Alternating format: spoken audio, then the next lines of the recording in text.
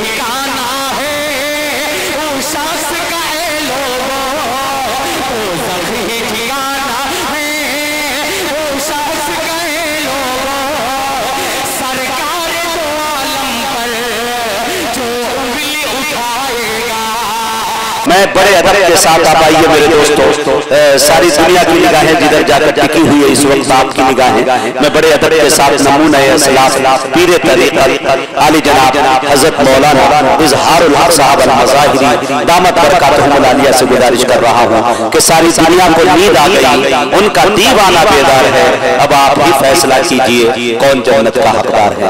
आप लोगों से मेरी गुजारिश है कि जो पीछे हैं आगे को आ जाइए, आगे आ जाइए, सिमट कर बैठ जाइए, थोड़ी देर इंशाअल्लाह कीमती बातें सुनकर दुआ में शिरकत करेंगे। आप खुश नसीब है कि दुआ में शिरकत कर रहे हैं।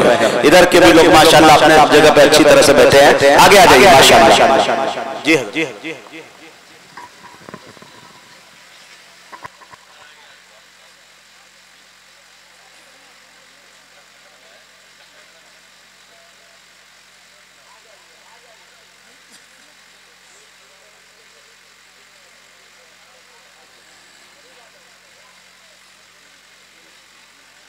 हाँ, मिल के बैठ जाएं।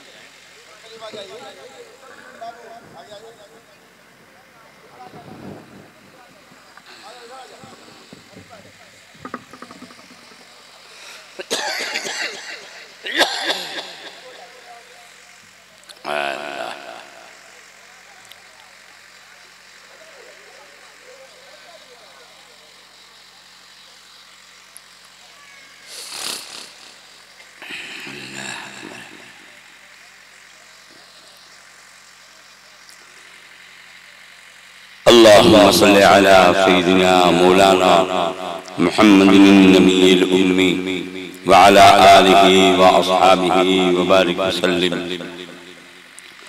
अल्हम्दुलिल्लाह कफ़ा वस्सलातु वस्सलामु अला नबिय्यिल हबीबिल मुस्तफ़ा अम्मा बाद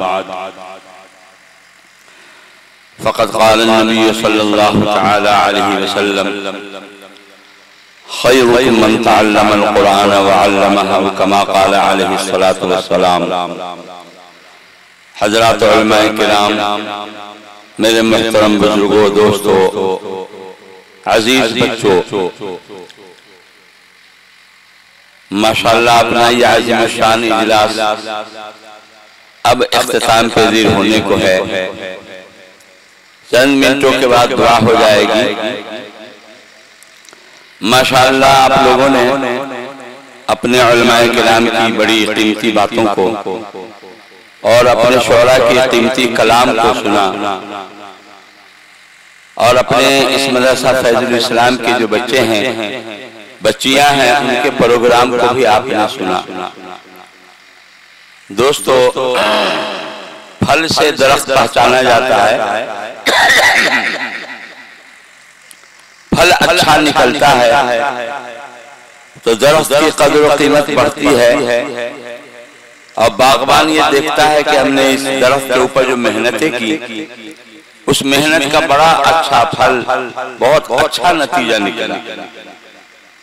माशाअल्लाह आप इस बस्ती के जो अहबाब हैं और इलाका के अहबाब हैं और जो भी मामिलीन हैं इस मदरसे के, माशाअल्लाह अल्लाह के फजल से, उन सब के ताउन से, आप बस्ती वालों की मोहब्बत से गोया ये इदारा इस तरह चल रहा है। अल्लाह पाक इस इदारे को बेइंतहा तरक्की नसीब फरमाए, ज़ाहिरी और बातिनी तरक्की से नवाज दे। पढ़ने वाले, पढ़ाने वाले, नज़्म इंतजाम करने वाले, ताउन देने और दिलवाने वाले, मोहब्बत की नजर से देखने वाले, अल्लाह पाक सबको कबूल फरमाए। दोस्तों और बुजुर्गों, अल्लाह के महबूब हुजूर सरवर आलम सल्लल्लाहु अलैहि वसल्लम ने इरशाद फरमाया, तुम में सबसे बेहतर आदमी वो है जो कुरान पाक सीखे और सिखलावे, पढ़े और पढ़ावे।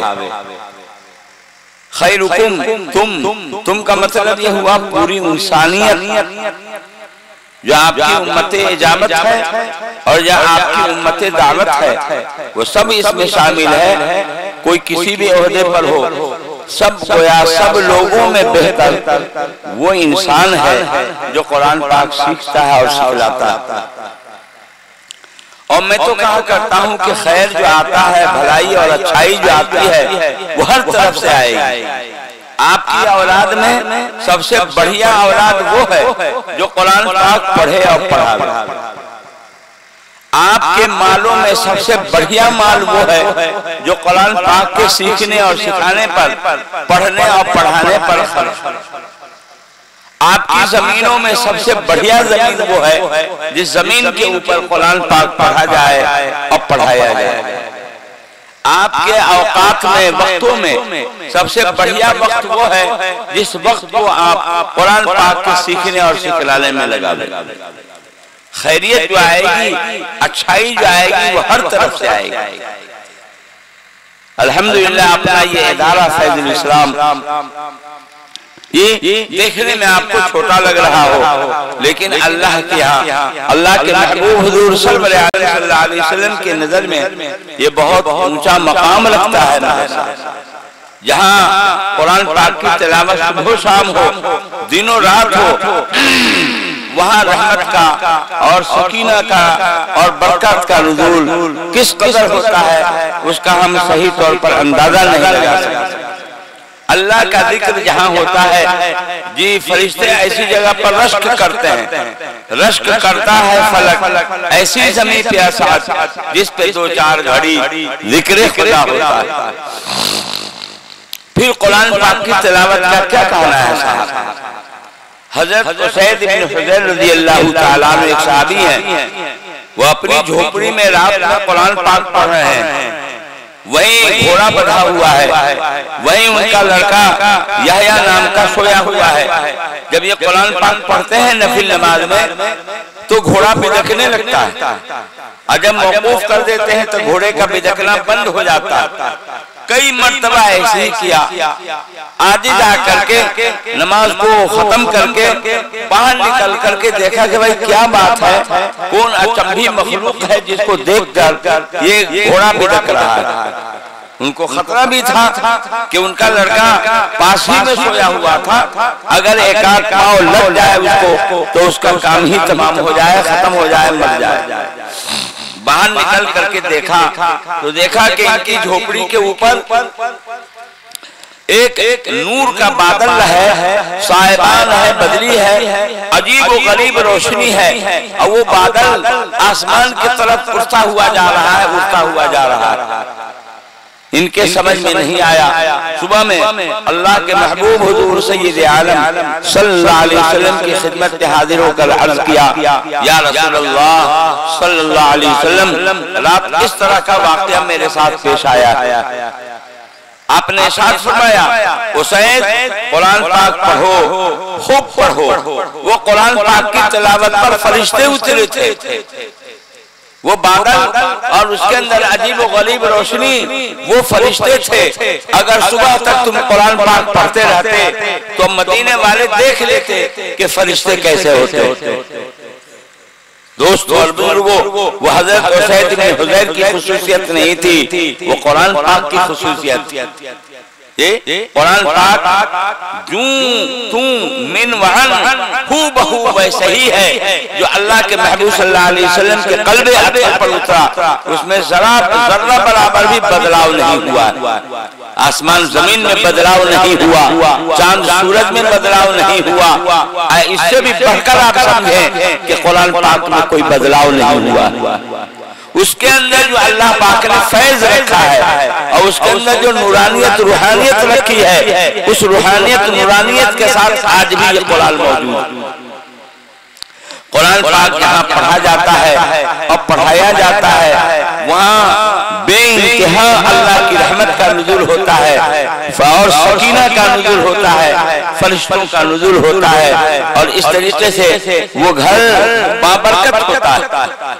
हमारे ये मदरसे और हमारे ये मकातिब जहाँ कुरान पाक की तिलावत होती है, ये काबिल कदर जगह है। दोस्तों हम और आप अपने बच्चों के सिलसिले में ये जरूर फैसला लें, जब इनकी उम्र 4-5 साल की हो, पढ़ने की उम्र जब शुरू हो रही है, आंख बंद करके इनको इस तरह के मदरसों में, मकतबों में इन बच्चों को डालें। इस्लामी तालीमात और दीन की जरूरी मालूमात, कुरान पाक और इस तरह इतनी तालीम आप इन बच्चे और बच्चियों को दिलवा लें कि ये पक्के सच्चे मुसलमान होकर के जिंदगी गुजारे। फिर अगर आपका इरादा है कि इनको डॉक्टर बनाना है, शौक से बनावे, इंजीनियर बनाना है, शौक से आप बनावे, वकील और जज बनाना है, जरूर आप बनावे, अमानत का इल्म पढ़ाना देना है, अमीन बनावे, ये सब कुछ करें, लेकिन पहले इनको मुसलमान बनावे।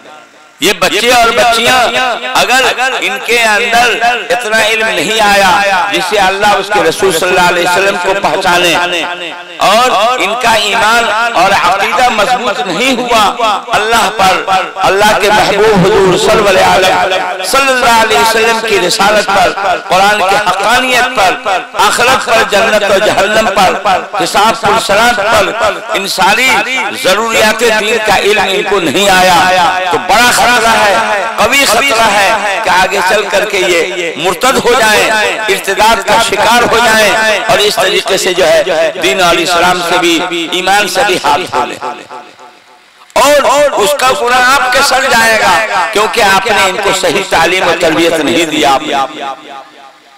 इसलिए कि हर माँ बाप के जिम्मे 3 हक है। पहला हक यह है फल युहसिन इस्महु, अच्छा नाम रखें। दूसरा हक यह है कि उसको अच्छी तालीम और तरबियत करें, और तीसरा हक यह है कि बालिग होने पर उसकी आप शादी कर दें। अच्छी तालीम और अच्छी तरबियत ये आपके जिम्मे फर्ज है, फर्ज। जैसे बच्चे के लिए खाना, कपड़ा और ये सब जरूरी है, फर्ज है आपके जिम्मे, ऐसे ही बच्चों की तालीम और तरबियत आपके जिम्मे फर्ज।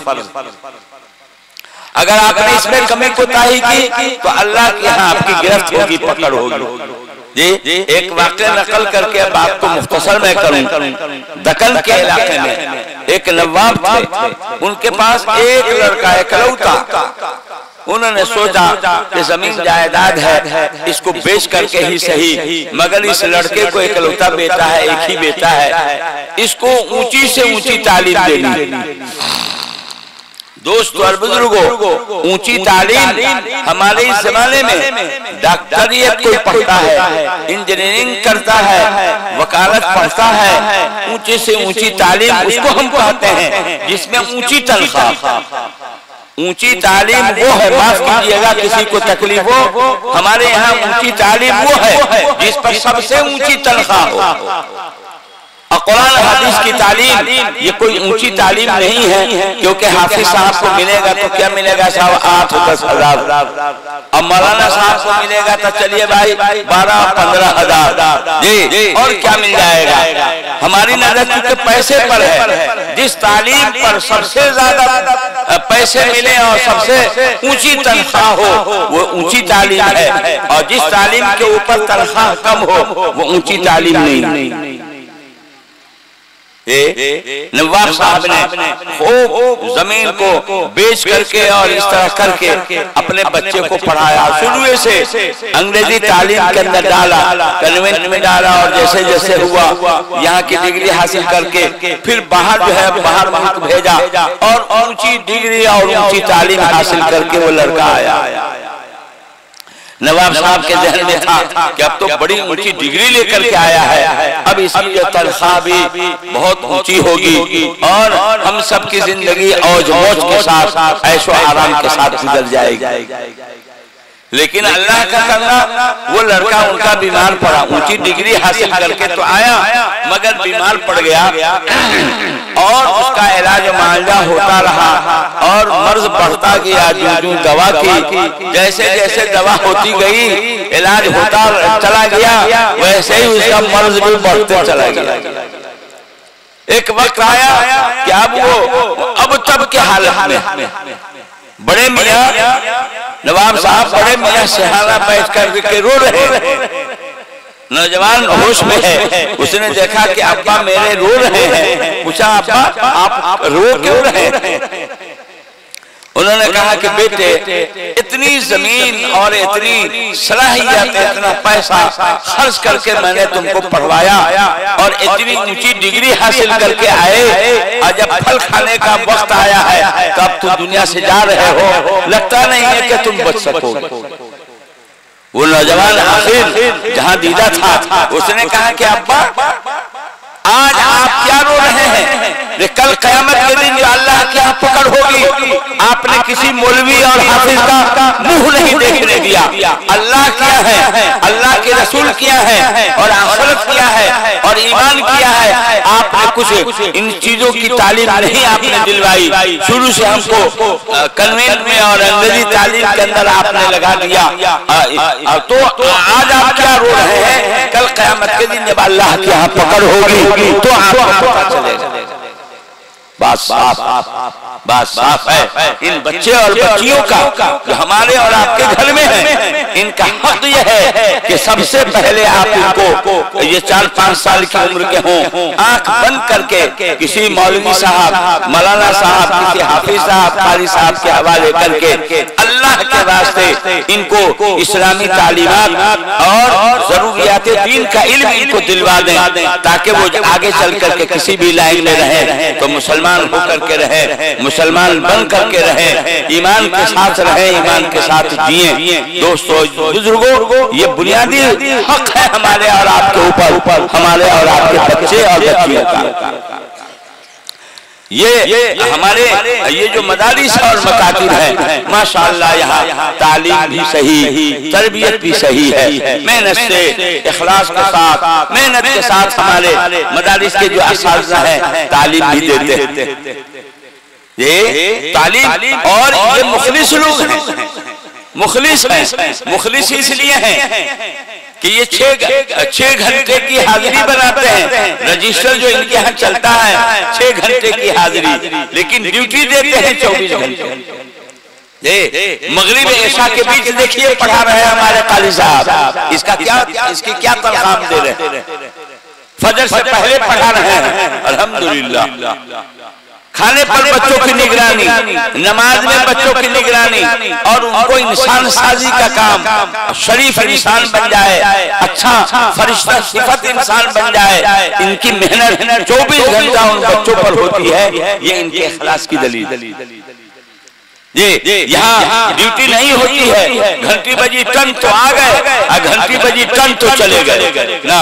ये लगे रहते हैं इन बच्चों के पीछे, और ये चाहते, वजह ये है कि हमारे यहाँ तालीम तिजारत नहीं, हमारे यहाँ तालीम तिजारत नहीं है। हमारे यहाँ मदारिस में, मकातिब में जो तालीम है वो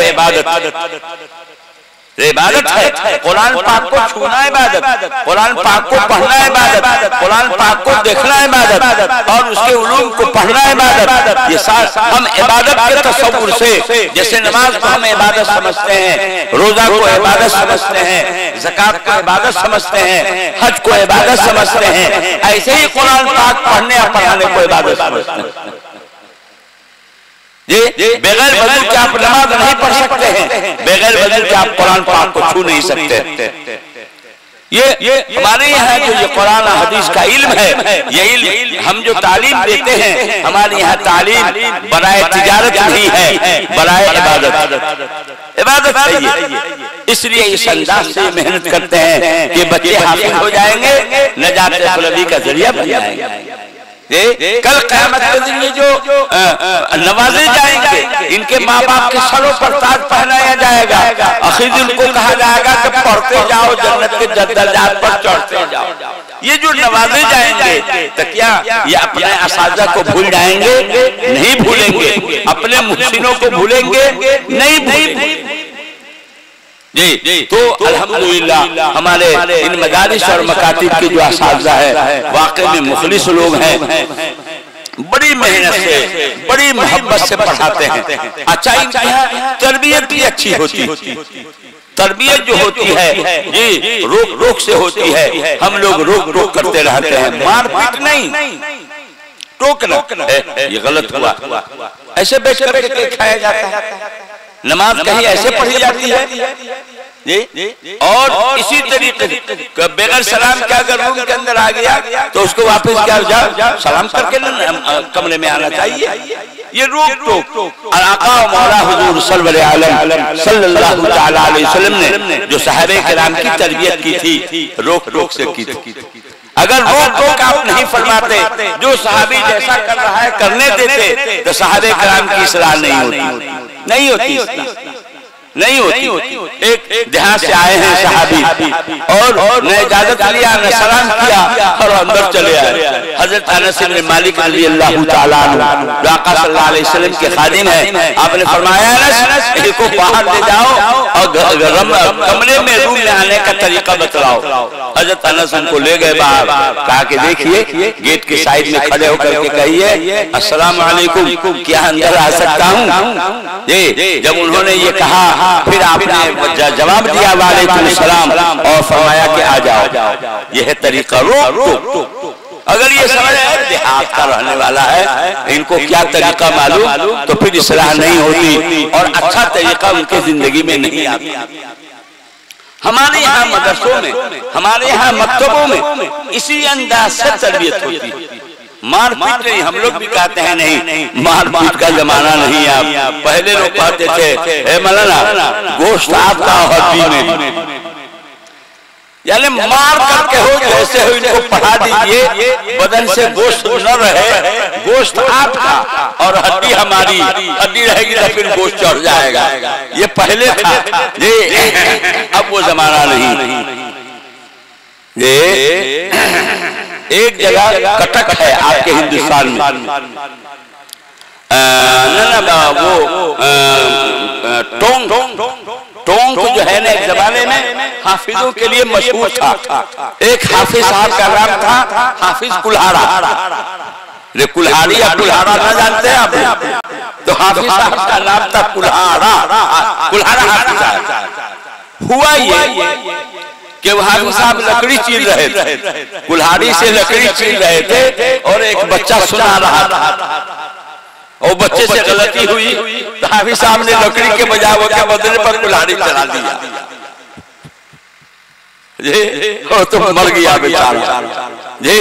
उसके अब्बा वगैरह आए और देखा कि ना इनसे गलती हो गई है, अब जो होना था हो गया, अब माफ कर दिया उसके वालिद ने, वहीं से उसका नाम हो गया हाफिज कुल्हाड़ा।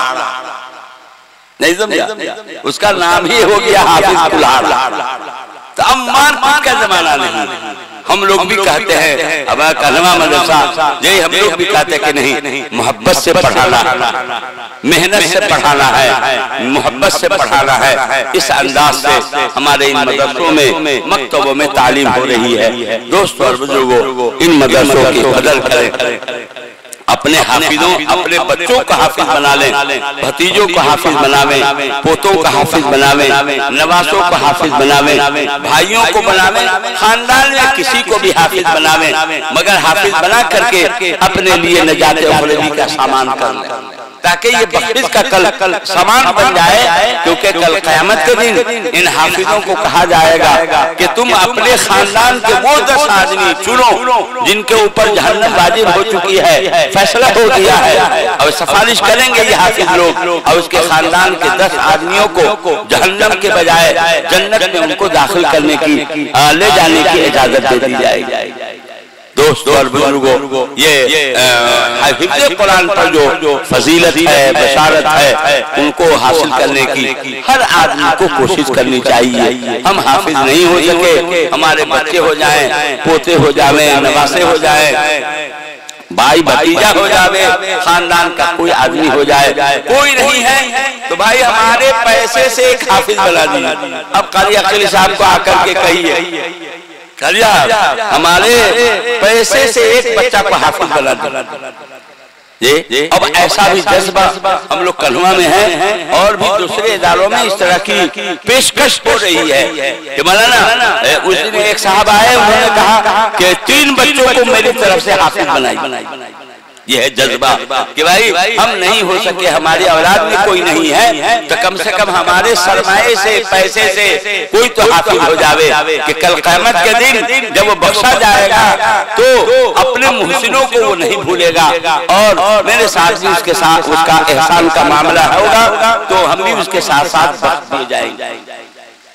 हदीस में आया कि जहन्नमियों की लाइन लगी होगी, एक तरफ से जन्नतियों की लाइन लगी होगी। सब जहन्नमी की लाइन में से एक आदमी आएगा और जन्नती के सफ में से एक आदमी से कहेगा अस्सलाम वालेकुम, भाई आप हमें नहीं पहचानते हैं, फलां मौके पर आपको हमने पानी पिलाया, फलां जगह जो थे खड़े हुए उस मौके पर हमने आपको पानी पिलाया था, जी आप जन्नत में जा रहे हैं, हम लोगों की लाइन जहन्नम में लगी हुई है, जी तो फौरन उसको एहसास होगा, याद आएगा और उसकी सिफारिश करेगा कि अल्लाह मेरे लिए तो जन्नत का फैसला है, जा रहा हूँ, लेकिन आपके इस बंदे का एहसान मेरे ऊपर है, फलां मौके पर इसने मुझे पानी पिलाया था, अल्लाह इसे भी बख्श दीजिए, चुनांचे वो भी बख्श दिया जाएगा और ये जन्नत में चले जाएगा।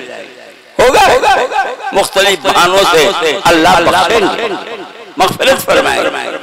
अल्लाह पाक हमारे लिए और आपके लिए सबके लिए जन्नतुल फिरदौस के फैसले फरमाएं। तो दोस्तों इन मदरसों की कदर करें, ताउन दें, दिलवावें, मोहब्बत की नजर से देखें। आपके पैसे से पहले आपके बच्चे यहाँ पहुँचे, आपकी बच्चियाँ पहुँचे, बड़ी खुशी की बात है। ये बच्चे भी हाफिज हुए, ये बच्चियाँ भी हाफिज हुई, कितने सआदतमंद हैं इनके वालिदैन और इनके खानदान, इनके घराने के लोग, ये बच्चे हाफिज और ये बच्चियाँ हाफिजा हुई। अल्लाह हिफ्ज़ कुरान को इन बच्चों के हक में, इदारे के हक में, इनके असातिज़ा के हक में, इनके खानदान के हक में, इस बस्ती के हक में हर तरह से खैर का, बरकत का इसको जरिया बनाए।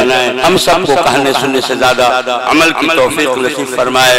अल्लाहुम्मा सल्ली अला सय्यिदिना मौलाना मुहम्मदिन नबिय्यिल उम्मी व अला आलिहि व अस्हाबिहि व बारिक वसल्लिम। अल्लाहुम्मा अंतस्सलाम मिनकस्सलाम तबारकत रब्बना व तआलैत या ज़ल जलाली वल इकराम। अल्लाहुम्मा रब्बना आतिना फिद दुनिया हसना व फिल आखिरति हसनतन व क़िना अज़ाबन नार। रब्बना ज़लमना अनफुसना व इन लम तग़फिर लना व तरहमना लनकूनन्न मिनल खासिरीन। अल्लाहुम्मा इन्नका अफ़ून करीम तुहिब्बुल अफ़्व फ़अफ़ु अन्ना या करीम। अल्लाहुम्मा इन्ना नसअलुकल अफ़्व वल आफ़िया वल मुआफ़ात दाइमत फ़िद दुनिया वल आख़िरह। अल्लाहुम्मा इन्ना नसअलुका इल्मन नाफ़िआ व अमलन मुतक़ब्बला व रिज़्क़न तय्यिबन वासिआ व शिफ़ाअन मिन कुल्लि दा। अल्लाहुम्मा इन्ना नसअलुका रिज़ाका वल जन्नह व नऊज़ु बिका मिन सख़तिका वन नार। अल्लाह हम सबके गुनाहों को माफ फरमा, छोटे बड़े सारे गुनाहों से दरगुजर फरमा। अल्लाह हम सबके वालिदैन की मग़फ़िरत फरमा, हमारे असातिज़ा मशाइख की मग़फ़िरत फरमा, हमारे तलामज़ा दोस्त अहबाब ख़ुश व अक़रबा की मग़फ़िरत फरमा, तमाम मोमिनीन तमाम मोमिनात पूरी उम्मत की मग़फ़िरत फरमा।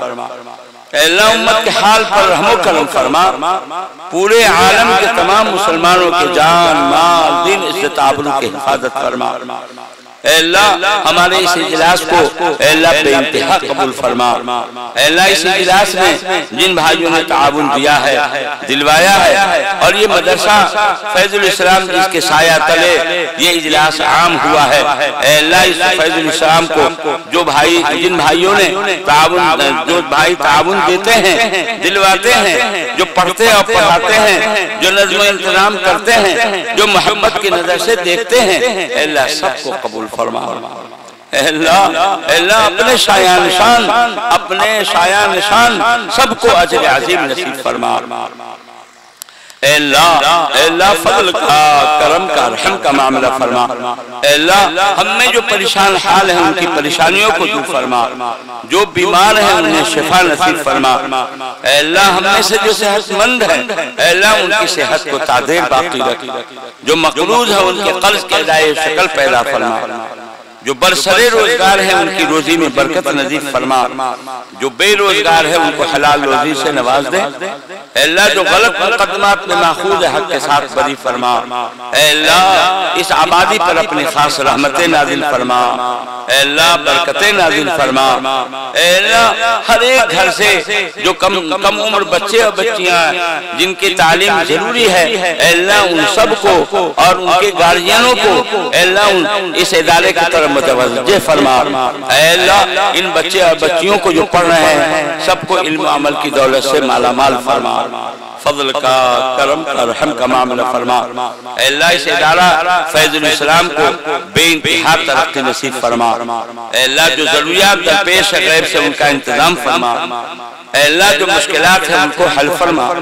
अल्लाह इखलास के साथ, मेहनत के साथ, मोहब्बत के साथ पढ़ने पढ़ाने की हिम्मत और तौफीक नसीब फरमा।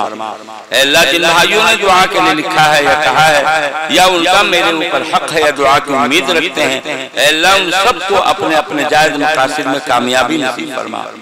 अल्लाह खैर के लाइन से जो दुआएं हुजूर पाक सल्लल्लाहु अलैहि वसल्लम ने मांगी हैं हम सबको नसीब फरमा। दिन शुरू-फितन से हुजूर पाक सल्लल्लाहु अलैहि वसल्लम ने पनाह चाहिए है, अल्लाह हम भी पनाह चाहते हैं, हमें भी पूरी उम्मत को पनाह नसीब फरमा। अल्लाह अपनी मोहब्बत नसीब फरमा, अपने हबीब सल्लल्लाहु अलैहि वसल्लम की सच्ची मोहब्बत नसीब फरमा। अल्लाह शरीयत सुन्नत वाली जिंदगी नसीब फरमा। अल्लाह जब तक हमारी जिंदगी है ईमान इस्लाम पर कायम दायम फरमा। अल्लाह जब हमारा आखिरी वक्त हो कमाले ईमान के साथ खात्मा बिल खैर फरमा। कमाले ईमान के साथ खात्मा बिल खैर फरमा। अल्लाह हमारी इन दुआओं को मदद अपने फजल करम से हुजूर पाक सल्लल्लाहु अलैहि वसल्लम के सदक़त फैल में कबूल फरमा। रब्बना तक़ब्बल मिन्ना इन्नका अंतस समीउल अलीम व तुब अलैना इन्नका अंतत तव्वाबुर रहीम व सल्लल्लाहु तआला अला खैरि खल्क़ि मुहम्मद व आलिहि व सहबिहि व ज़ुर्रिय्यतिहि व अहलि बैतिहि अजमईन बिरहमतिका या